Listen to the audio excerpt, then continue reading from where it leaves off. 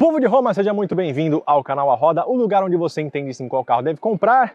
E hoje estamos aqui, finalmente, para andar com ela, Ram Dakota. Sim, só para você ter uma ideia, em 2025 as picapes representaram 19% do segmento total do mercado brasileiro, né, de total de vendas, praticamente um quinto. E desse um quinto, um terço são de picapes médias, um segmento que a Ram ainda não atuava e chega agora com esse nome rebatizado, a Ram Dakota. Baseada na Fiat Titano, na Peugeot Landtrek, será que ela preserva muito da herança dessas irmãs? Ela parte de 289.990 na versão Warlock e vai a 309.990 nessa versão Laramie aqui. Será que chegou a hora de você colocar uma Ram na sua garagem de novo? É o que eu vou tentar te responder agora, inclusive, quanto anda, quanto bebe e o que mais que ela tem para convencer você de colocar o carneiro na garagem. Roda aí, estamos no meio do Pantanal. Roda aí, Almir Sater, Juma do Pantanal del Arco. Vai!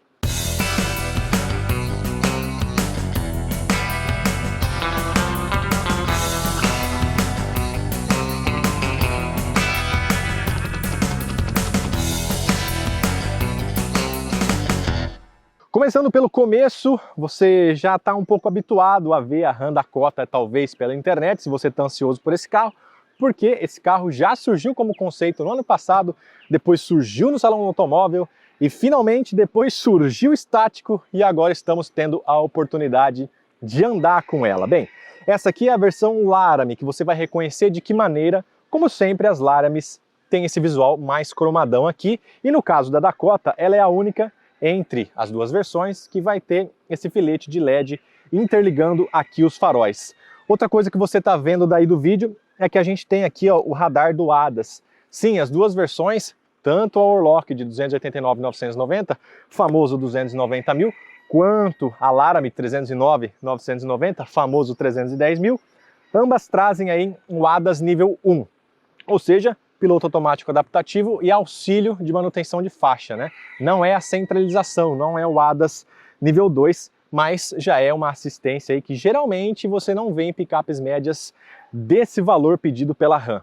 Inclusive, vale lembrar, esses preços são promocionais aí de pré-venda.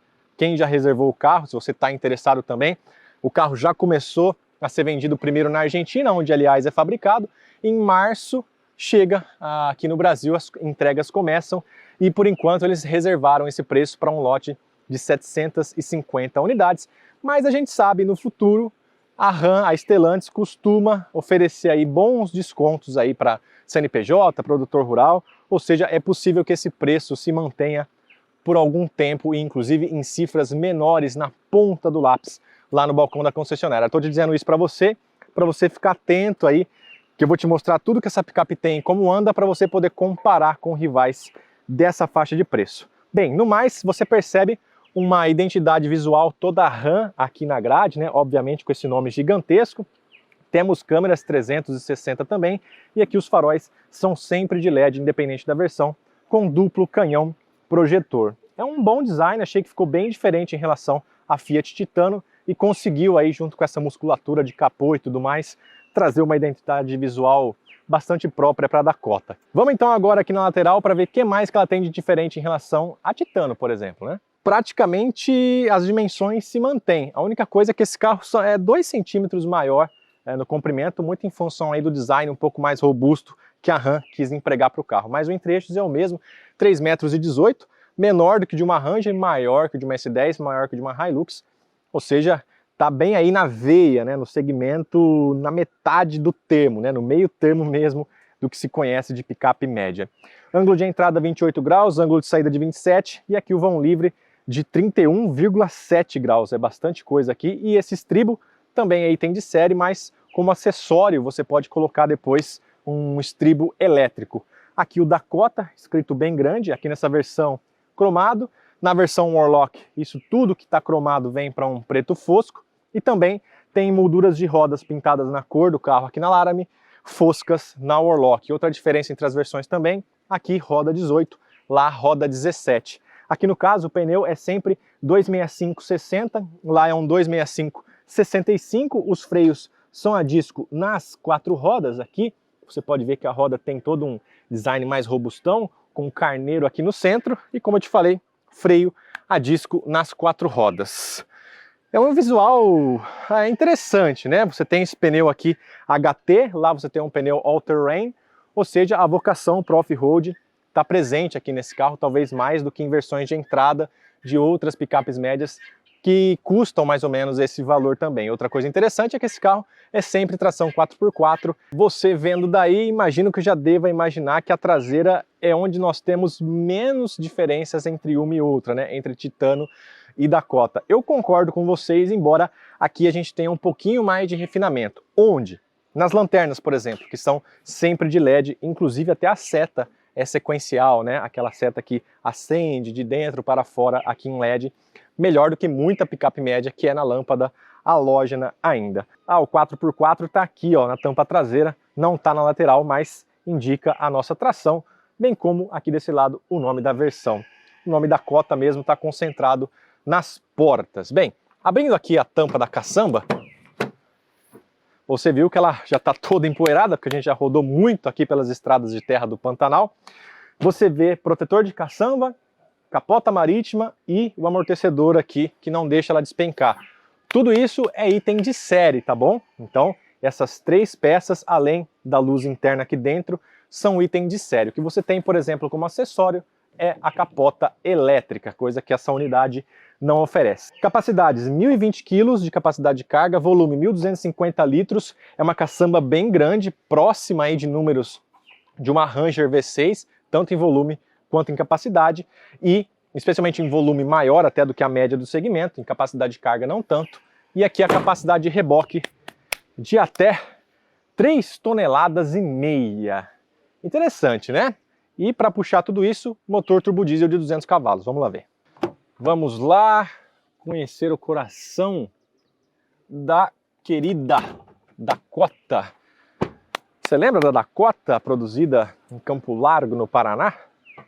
Era uma picape bem grande, né, para a época. E aqui agora a Dakota, especialmente em relação às outras médias da época, né?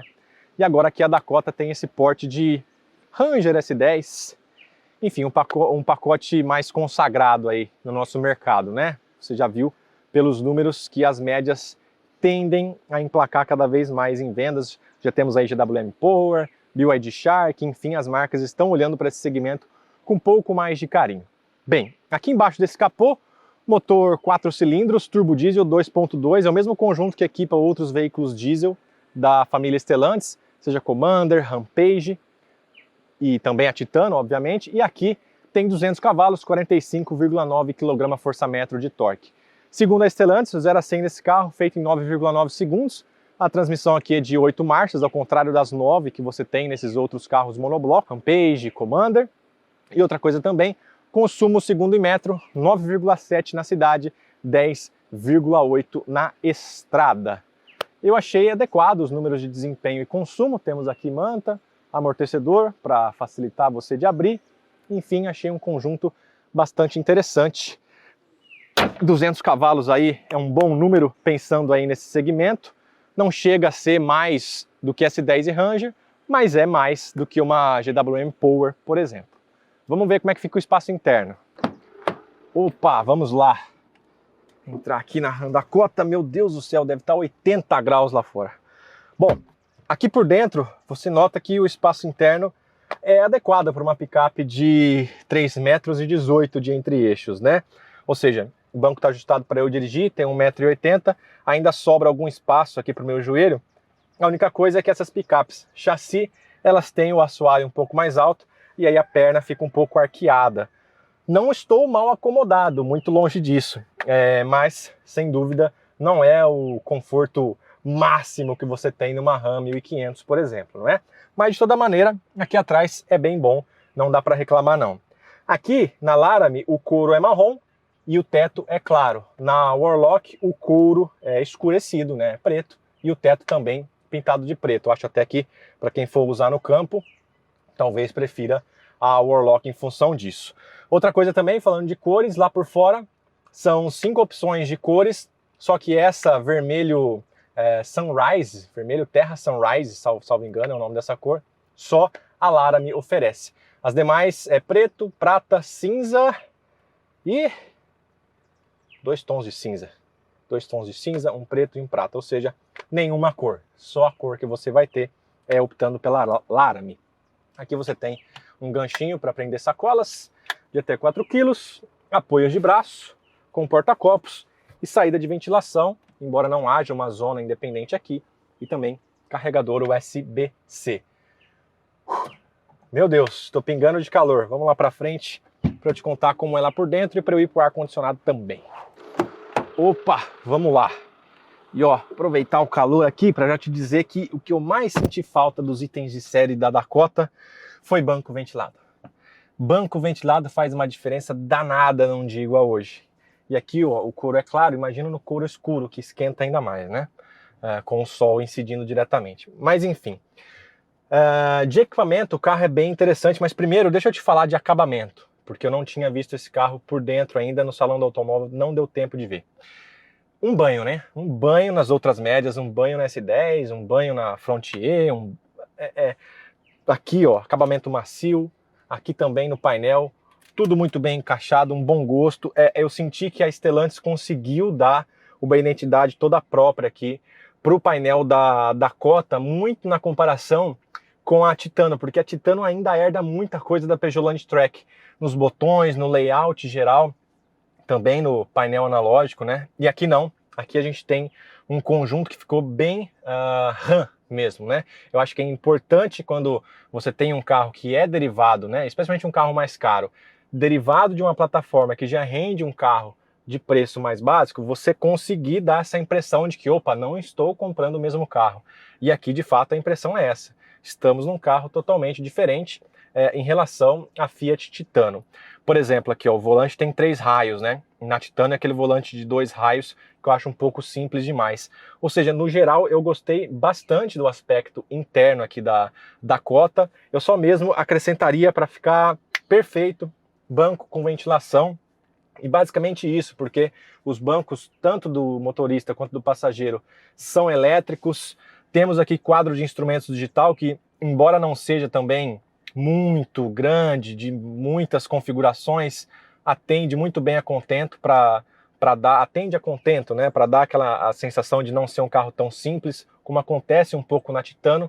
Painel de 7 polegadas, tem uma resolução ok, mas a central multimídia de 12, essa sim tem uma resolução bastante interessante, especialmente quando a gente fala de câmeras 360. Basta você vir aqui, ó, que está no CarPlay da nossa expedição. Aliás, não é exatamente um evento de lançamento do carro, por isso mesmo o carro está sujo, a gente está andando e eu não tenho tanto tempo assim para conversar com você sobre isso, mas o importante é a gente ver como ela anda, a gente vai ver já já a gente sai para rodar. Mas aqui, ó, as câmeras têm uma resolução muito boa, tá? Especialmente para o segmento de picape média, o software é bom, a resolução é boa também, e você tem aquela opção de carroceria transparente, que eles chamam agora, na indústria, convencionou-se chamar de câmeras 540, né? O que significa isso? Você tem o plano 360 mais 180 graus aqui, né? Que você consegue ir para cima ou para baixo, né? Ver o carro em meia lua, por isso 540. No mais, a direção tem assistência elétrica, regulagem de distância e de profundidade é manual aqui. É um ajuste que não é dos mais amplos, mas também não é dos mais curtos. É um ajuste bom, tá? É um ajuste que, não tenho dúvida, você não vai ter dificuldade, independente da sua altura, de encontrar uma posição adequada. Os vidros são One Touch em todas as portas, isso é legal. O retrovisor aqui é eletrocrômico. E a gente tem também modos de condução, que são, aqui ó, você aperta aqui no painel, o Sport, o Snow, o Terra Lama, o normal e volta para o Sport. Então, além dos modos de condução, a gente tem também os modos de tração, que são o 4x2, tração só na traseira, o 4x4 automático, ele vai fazer a leitura a todo momento da condição de tração, podendo enviar até 50-50, e o 4x4 reduzida, aí sim você precisa colocar em neutro para baixas velocidades, em neutro para engatar, em baixas velocidades para conseguir rodar, né, sem destruir o cardan do seu carro. Freio de estacionamento eletrônico, outra coisa boa também que a Stellantis trouxe aqui para a Dakota, para dar essa sensação de refinamento maior. Aqui o controle de manutenção em faixa, de novo, ele atua no volante, mas só para evitar que você saia da faixa, ele não mantém, ele não é aquele controle mais preciso que a gente tem em carros como o Volvo, por exemplo, no Honda Sensing, né? Bastante reconhecido por isso. E aqui também a chave, para você ver, olha, não temos partida remota nessa chave, outra pena, né? Em função justamente de a gente não ter o banco ventilado, pelo menos a partida remota para a carroceria já ir refrigerando seria uma boa. Console elevado, gostei disso também, carregador de celular por indução nas duas versões. O pacote de equipamentos é todo basicamente o mesmo, tá? Só o que você vai ter de diferença são as rodas, aqui é maior, aro 18, farol, a interligação em LED, mas o pacote geral de equipamentos é basicamente o mesmo entre as duas versões. E no mais é isso. Aqui desse lado, controles dos espelhos retrovisores, auxiliar de descida, né? O controle de descida, desligar o controle de tração e também a regulagem de facho do farol de LED. Certo? Então, vamos rodar agora, primeiro num trechinho off-road. Acendimento automático do farol também. E aí você tem a opção aqui de farol automático, alto? Não temos. Temos apenas o farol alto. O farol automático, mas não temos a comutação automática entre alto e baixo. Bem, vamos rodar então, agora, primeiro num trechinho de estrada de terra, depois no asfalto, para a gente colher essas duas impressões e a gente volta para cá para selar o raciocínio desse carro. Bora! Bom, vamos lá, agora rodando no off-road aqui com a Honda Dakota. Como você pode ver, já estou encharcado porque a chuva nos abalroou. E antes de entrar aqui para rodar, eu fui dar uma volta a cavalo com a Dakota. E no que choveu, a gente está tendo a experiência de rodar com o carro. Deixa eu diminuir um pouquinho o rádio aqui do nosso comboio. Com o carro na terra molhada, no barro, né? E é interessante, como eu venho dizendo para vocês, a capacidade off-road dela é um pouco melhor aí do que a média das picapes desse valor. Por quê? Em relação a uma S10 também, a gente não tem aqui o sistema automático do 4x4, que vai fazer esse gerenciamento da tração até 50-50. Ou seja, ela é majoritariamente tração traseira, 100% traseira. Conforme ela vai entendendo que está escorregando o diferencial dianteiro, ela vai jogando tração e fazendo uma divisão até 50-50. E eu posso também, obviamente, colocar na reduzida.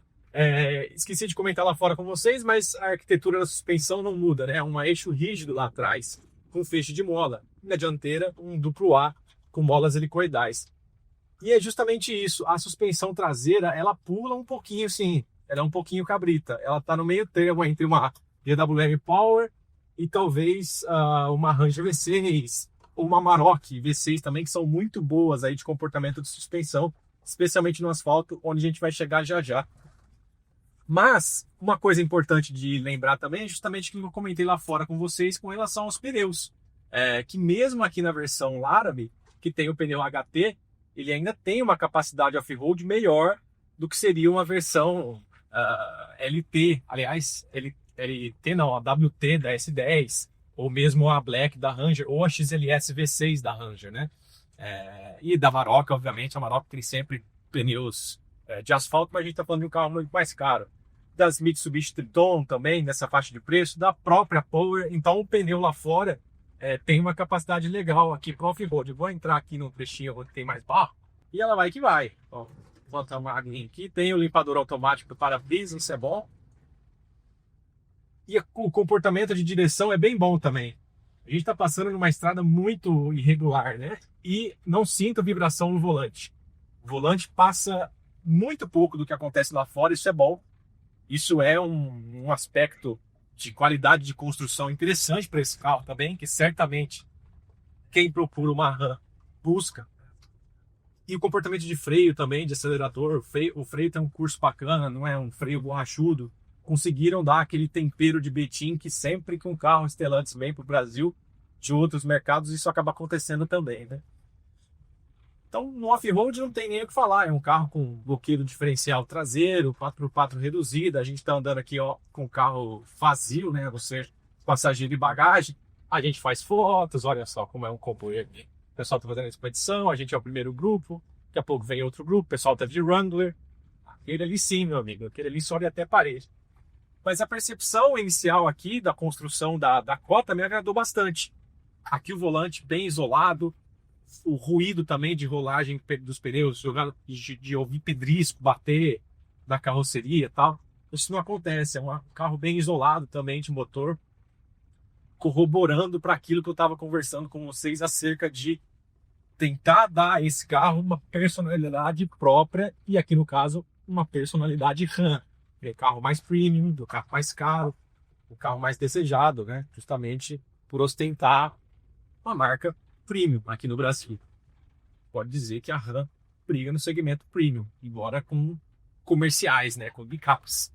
Mas de toda maneira, a suspensão, como eu te falei, fica no meio termo aí do que seria a dinâmica de uma Amarok, de uma Ranger V6, mas senti um acerto melhor do que já pude experimentar da GWM Power, que pula um pouquinho mais. Mas lembrando, GWM Power um pouquinho mais em conta também, né? Vale lembrar isso. Bom, aqui por enquanto é isso, precisamos prestar atenção aqui no fluxo dos carros também. E mais tarde, daqui a pouquinho, hora de chegar no asfalto, aí sim a gente experimenta um pouco mais desse motor em altas velocidades. Aqui a gente não consegue passar muito de 60 por hora, mas vale lembrar o torque ali de 45,9 entrega já 1.500 rotações, ou seja, 100% do torque a quase marcha lenta, né? Isso é muito bom também para sensação de desempenho do carro, especialmente pensando que é um motor de 200 cavalos, né? Distante das potências das V6 e inferior também às 4 cilindros 2.8 de Amarok de S10 e Hilux, tá certo? Então, vamos lá pro asfalto, daqui a pouquinho a gente volta então para entender como essa suspensão e esses pneus um pouco mais aptos para off-road vão conversar com a picape. Ó, vamos conversar com a picape do asfalto. Bora lá. Bom, agora num trecho de asfalto, a chuva não tá dando trégua aqui no Pantanal, por enquanto nenhuma surpresa desagradável, embora, olha como é que tá a rodovia aqui, ó, a gente tá pegando um trechinho da BR-262, corta o Brasil transversalmente, saindo lá do Espírito Santo, e aqui nesse trecho, um trecho bastante contaminado com minério já, pó de minério, tem umas mineradoras aqui, então tá aquele barro marrom, escuro, aquela lama densa, e no fim, você tendo um pneu all-season, né, ter um pneu aí um pouco mais grabber, que finca mais no chão, pode ser que nesse tipo de situação aqui, de repente acaba o asfalto, vira terra de novo, você está protegido. Na estrada de chão batido, que tava aquela costela de vaca, aquela coisa bem chacoalhando mesmo, ali a suspensão realmente de picape precisa estar muito bem calibrada para você não sacolejar tanto. E aqui no asfalto, embora a gente tenha uns remendos, tem uma depressão aqui, um buraquinho ali, a percepção geral é boa do comportamento da suspensão. O peso aqui, a direção assistida também, você consegue configurar diferentes pesos aqui para a direção, individualmente. Que é bem, olha a largura, a grossura da terra que está passando aqui no para-brisa. Você consegue regular o peso da direção, isso é interessante também para você conseguir adequar melhor o jeito de guiar a picape. Mas, de novo, um bom isolamento aqui de direção, pouca vibração, aliás, quase nenhuma aqui, um peso bem bom do volante. E de suspensão aqui na rodovia, onde você tem um sacolejar um pouco menos intenso, é uma condução muito parecida com de outras médias. Ó. Você pega uns buracos, às vezes umas panelas, você percebe que esse pneu do ombro maior, ainda que a gente está na Laramie, hein? O Warlock tem o ombro do pneu ainda maior. Você percebe que o pneu está ali exercendo boa parte dessa robustez aí do conjunto todo de suspensão. De novo, pensando que a gente ainda só tem essas duas versões, pode ser que no futuro eles disseram aqui pra gente, né, que tem a intenção a depender de como vai ser a aceitação do público desse carro, da produção também lá na Argentina. Quem sabe a gente não tem uma versão aí sim, um pouco mais urbana, aqui da Dakota, quem sabe uma Big Horn ou uma Longhorn, vai saber, né? Eles estão sempre antenados nisso, rebuscando aí nomes da marca, identidade da marca.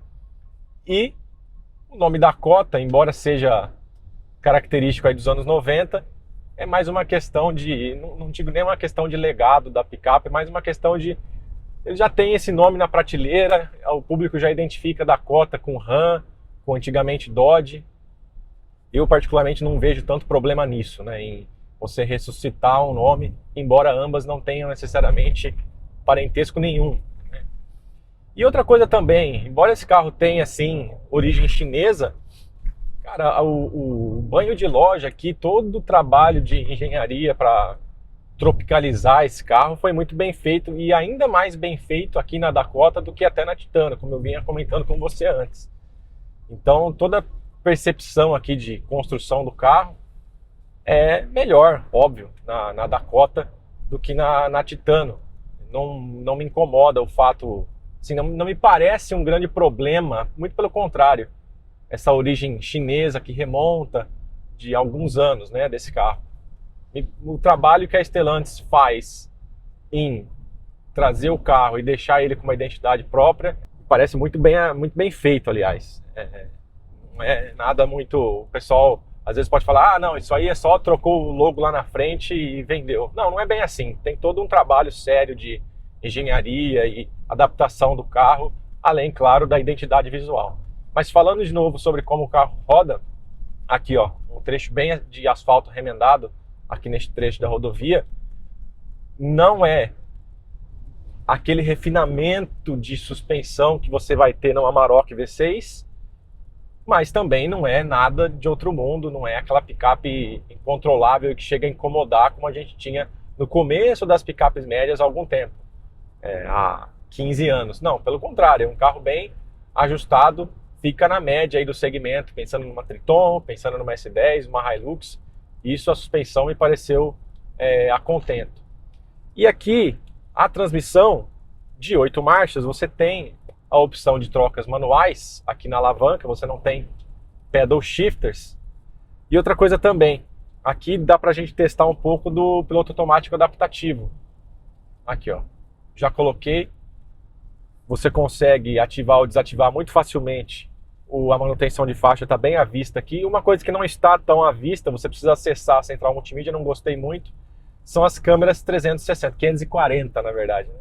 Então, faltou só um botão aqui para eu ter acesso mais rápido à câmera. Ela liga assim quando você vai se aproximando de um obstáculo, mas eu acho que para uma situação que você quer ter o acesso rápido à câmera, faltou aqui um botão. E a manutenção de faixa, de novo, ela não é a centralização, ela é aquele auxílio, quando eu estou saindo da faixa, ele atua, aí ele me joga para cá, é aquele famoso ping-pong, né? Não é o ADAS refinado do nível 2 que a gente tem num Honda Sensing, por exemplo, que tem a centralização bem feitinha, né? É um carro de pouco mais de 2 toneladas, 0 a 100 abaixo dos 10 segundos, e o torque disponível, todo ele, 100% a partir das 1.500 rotações. Então, é um desempenho também bem a contento já do que é uma picape diesel. Essa caminhonete tem 80 litros no tanque, ela utiliza a Arla também. Aqui no painel ele vai indicando para você quanto que tem de Arla, se está precisando reabastecer ou não.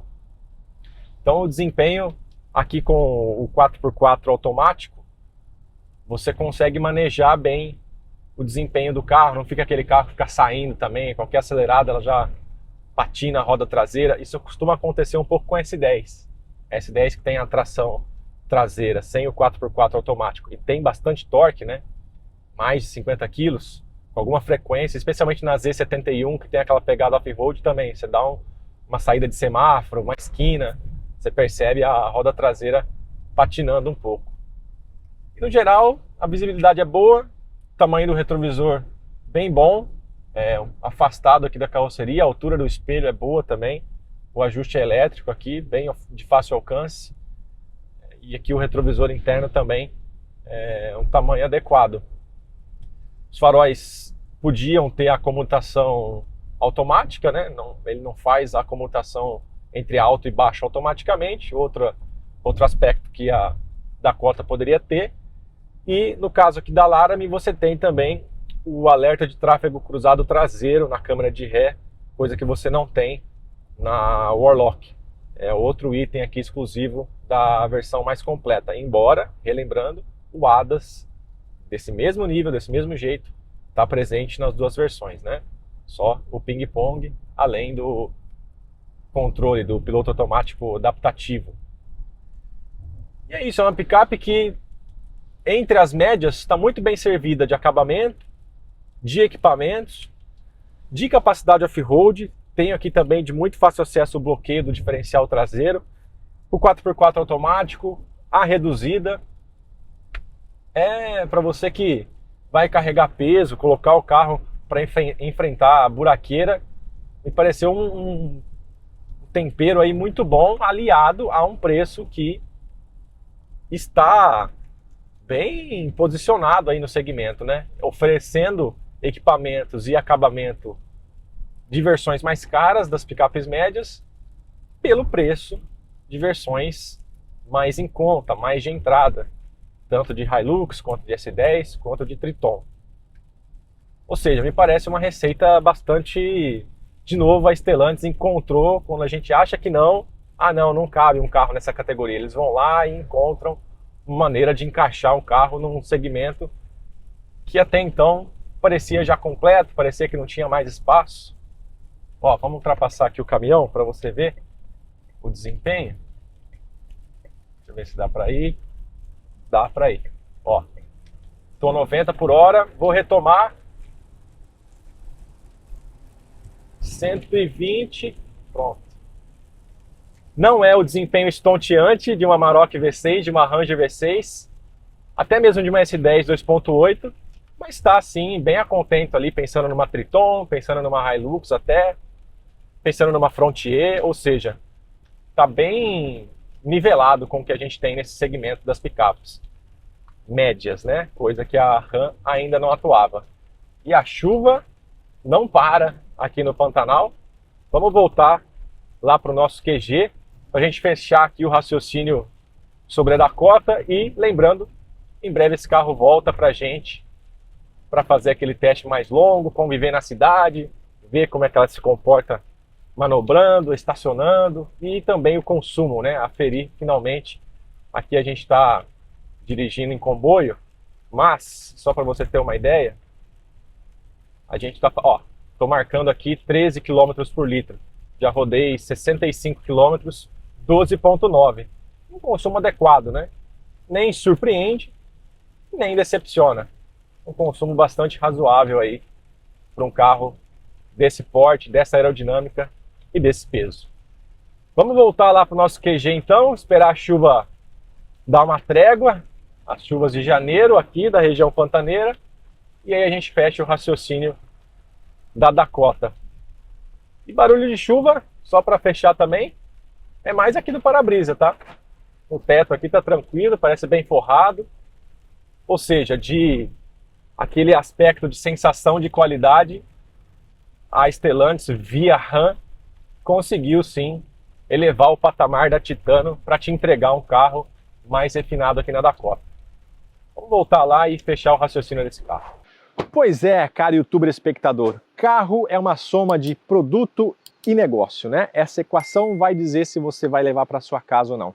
Como produto, eu não tenho dúvida que há um pouco mais de refinamento no rodar de uma Ranger V6 ou de uma Amarok V6, mas também há mais refinamento aqui, especialmente de desempenho, em relação a uma GWM Power, e ela não deve em nada em atributos off-road para uma Hilux ou para uma S10, ou seja, estamos muito bem nivelados aqui em termos de produto. Em termos de negócio, você leva por preço de picapes consagradas Hilux, S10 e Ranger de entrada, uma topo de linha com assistências à condução, faróis em LED, câmeras 360, ou seja, bastante coisa também. Eu não tenho a menor dúvida, lá em Pacheco, na Argentina, o quanto eles conseguirem produzir de Dakota, eles vão vender. E com esta bomba. Eu vou ficando por aqui, muito obrigado pela sua audiência, pela sua paciência. Siga-nos nas nossas redes sociais, @ARodaTV lá no Instagram, @Janacletos no Instagram também, e mande e-mail para o programa arroda@gmail.com e me siga no Instagram também, @João_Delarco. Em breve, esse carro vai lá para São Paulo, de repente na versão Warlock, que ainda não conseguimos andar por aqui, em função da nossa expedição, para você tirar ainda mais dúvidas e ter impressões do animalzão de grande porte aqui da Dakota. Ah, é só uma sujeira. Achei que já tinha pegado um pedrisco aqui. Vou ficando por aqui. Tchau.